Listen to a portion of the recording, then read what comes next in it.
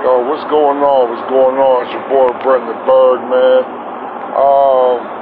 Yeah, right now I'm just kinda working right now. It's late night, so you know, I apologize for the blackout screens that I'm pretty much having right now.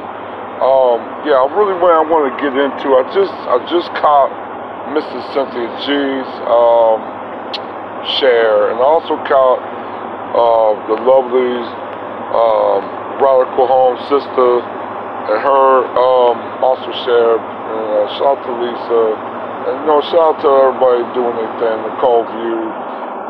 I didn't know that they're gonna start the retrial, and I didn't know they actually pushed this trial date right after pretty much right after the burial of Mr. Carter's daughter. So, yeah, definitely was an eye-opener. Definitely a little pissed off about it.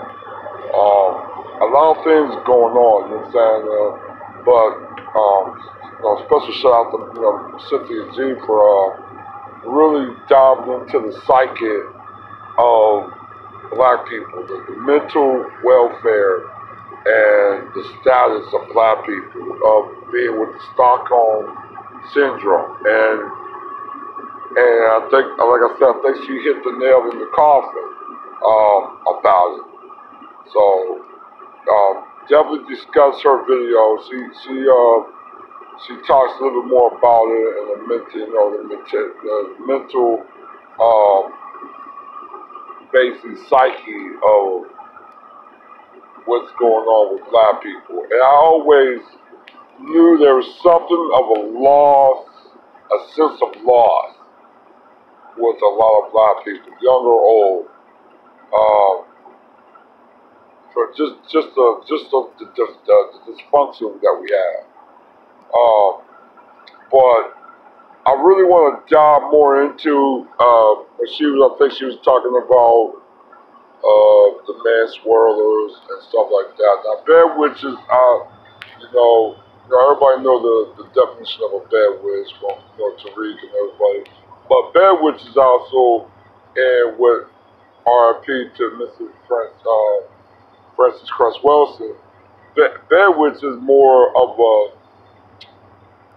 unilateral survival trait that a lot of black women must dealt with because of the black man being basically dominated and being submissive to the white man. That's where the bed witching come from. Now, mamminism and bed witching, I think, is totally different thing.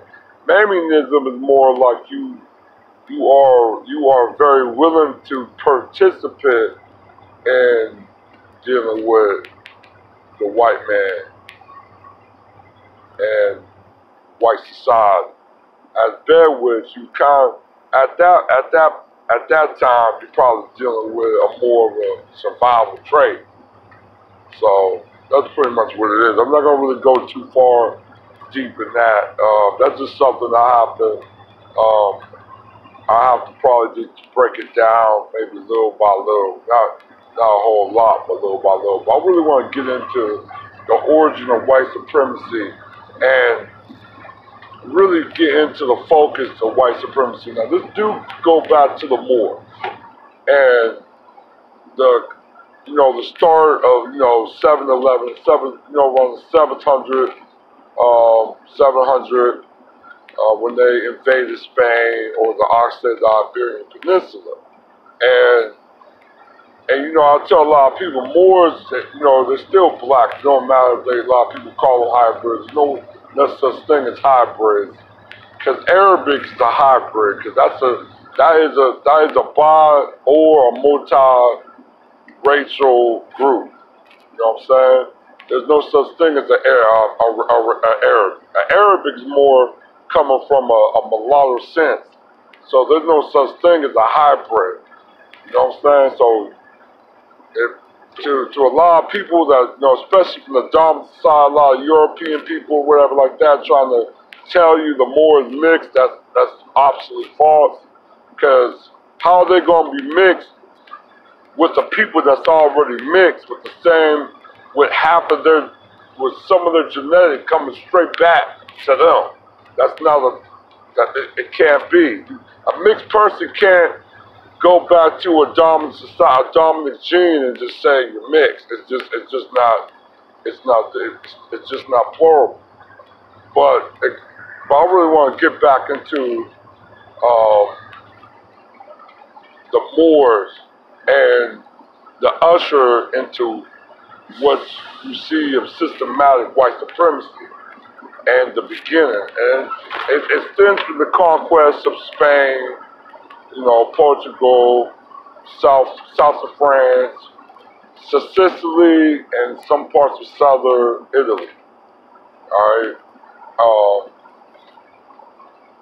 they conquered. And the Moors, now the Moors, they are hailed out of Morocco. You know what I'm saying? They are hailed out of Morocco, but they also, a lot of Moors not just came from Morocco, but a lot of them come from what you see in present-day Tunisia. Some of them came from Algiers. Some came from other Monterrey. So you got a lot of different northern areas that the Moors came from. And the Moor is more of a plural generalization of North Africa. Even though, saying that the Barbers are pretty much very, they're one of the indigenous Africans there, but it's more of a plural sense to it. But so but if you really want to say it, they're almost of the descendants of the Carthaginians. So to me, when a lot of people say Moors, I like to say it's the Carthage reconquest of what you see of the remnants of the Roman Empire, basically. Because let's break it down more into that. Before the Roman Empire exists what it was for history books and European and American standards, Rome was only consistent to Italy. It didn't really expand. It took several centuries for the expansion to go.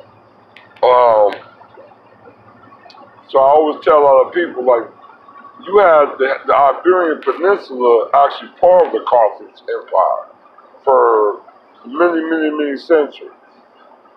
You know what I'm saying? So you basically have Phoenicians already there cohabitating and basically inhabited that area. So it was always an African presence in the Iberian Peninsula. Alright, so let's just go off. So we can't, I already pulled that in.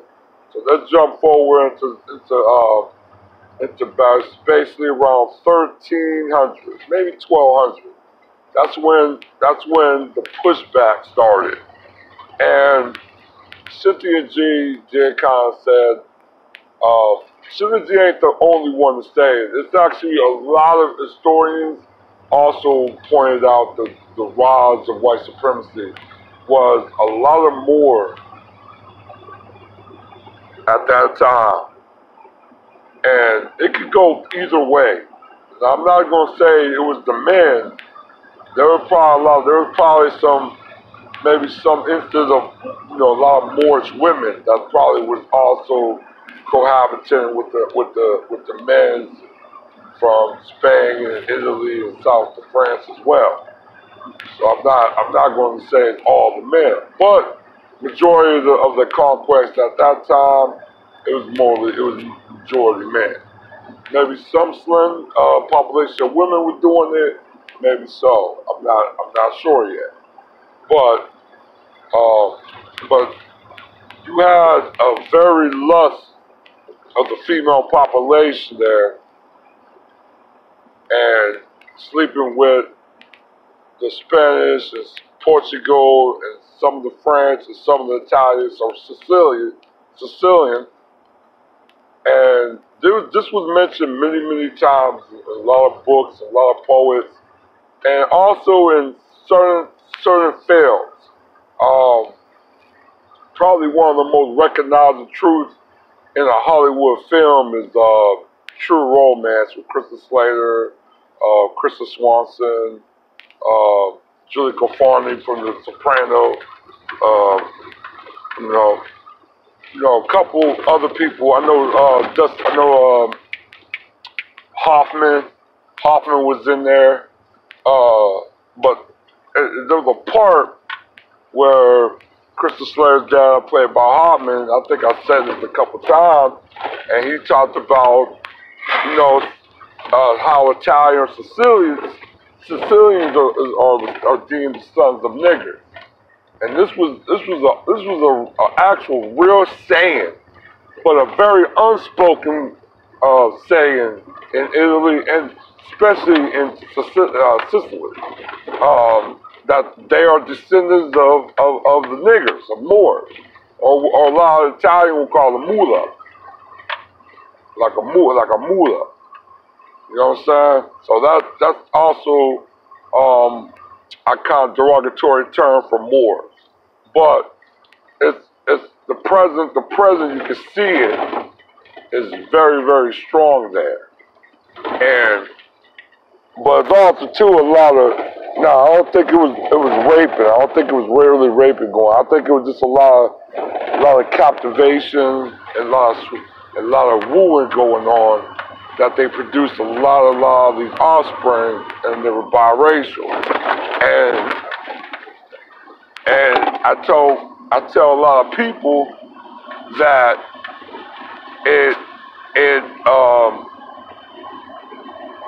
in my substantion, I think it was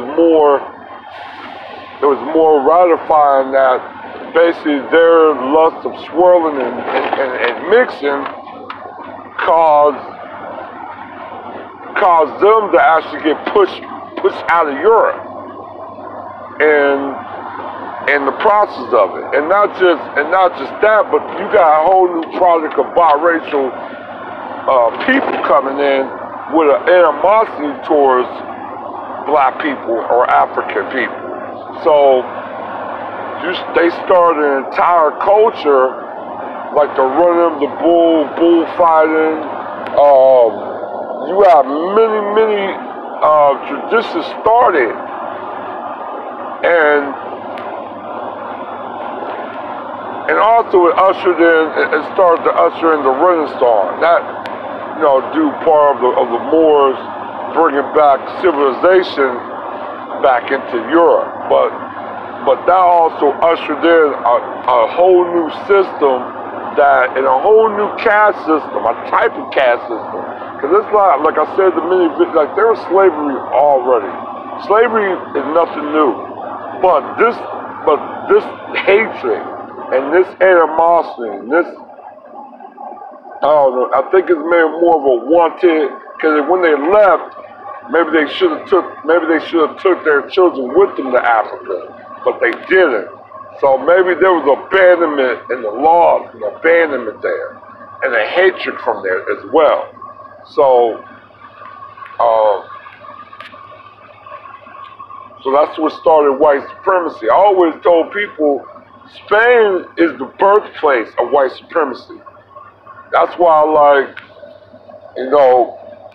lot of people don't understand. I said, when you look at bullfighting and even running the bull, and that, Tariq and Hidden Color, they hit on some of that.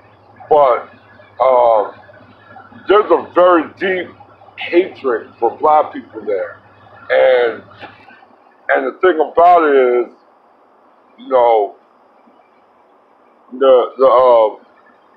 when like I said, they actually changed the caste system.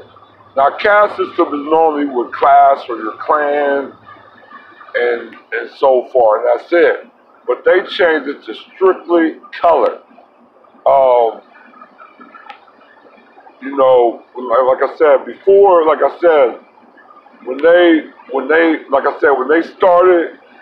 when they started coming to the New World, they were already enslaving the indigenous people there.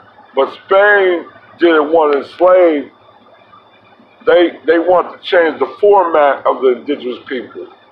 They started enslaving Africans. They started enslaving black people. Now you had indigenous that had the same type of complexion of skin color. So some of them was mistaken as black people, even though they were descendants of actual black people. And that's when the slave trade and everything started to occur. The slave trade, I always told people, really started in the around the 1500s. It really started around in the late 1400s, but it started around the 1490. That's when the slave trade actually started. And it did. It consists of 4 fucking continents. It consists of Africa. It consists of Europe, South America, and North America. You had a lot of Native Americans getting shipped into Europe. You had some that was getting shipped to Africa. You know what I'm saying? So you have a lot of people that that claim to comprehend or Aborigine. There was a movement of people. Was there a conveyor belt? Was there a rotation going? Maybe so. But the rotation was already makeshift. If you're going into Europe, you're already getting mixed over there. Once you get to Africa, you're mixing with people within Africa and different other strains of slaves all around. Then when you come back, you're African because you're mixed with African. So you're not pure what you thought you was coming out of the slave trade. You're not pure no more. So, and this was all a construction of Spain. Portugal was also in the midst of it because they started the slave trade. Now, but Spain ushered the systematic white supremacy for the slave trade to flourish. So a lot of people always want it wasn't really England. Now England and everybody else in Europe participated because it was money. But the thing about it is it didn't start. White supremacy did not start. It started in Europe, but it started in an area where it was mainly mulatto people, mixed people. It was mixed people. Spain, Sicily, parts of Italian, Portugal, some of France, with Gaul. That actually, if you go back to Gaul, it's still Gaelic. So it all goes back to a mixed origin, and that's where basically white supremacy started. If you really want to say, and I'll be blunt with it, mixed people actually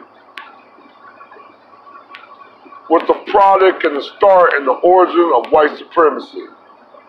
That's been pretty much a thorn on black people globally for the last 500 years. If you really want to go really into genetics, really into racial, into real live history, that's the start. That is the pinpoint and the reason. Not just from the conquest. I don't think it really had nothing to do with the conquest, because you had the Gauls. That was Germanic, that was basically German barbarians. They were basically, when they conquered most of Rome and some of Europe, Europe was in shambles. Europe was in complete chaos. The population of Europe was about to get, it was like a self-destruction genocide at the time. So it had nothing to do with Moors conquering. It had something to do with Moors having sex with the women and creating all these biracial children. That's what really started eating away at the Europeans at that time, with the biracial mixing. And then from them also, and they have white, they have these mothers.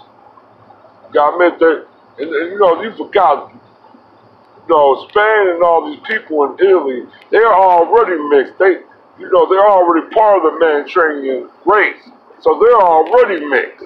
So there's already a distaste just from that, from them being almost like a mulatto, come from a mulatto mixture background.